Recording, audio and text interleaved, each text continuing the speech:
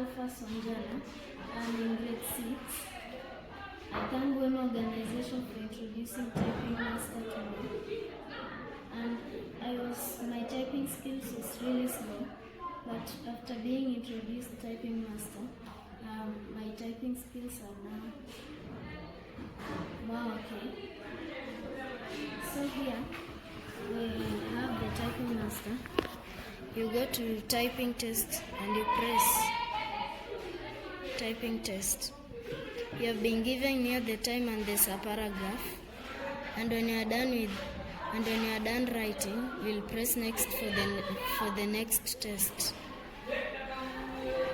So start typing.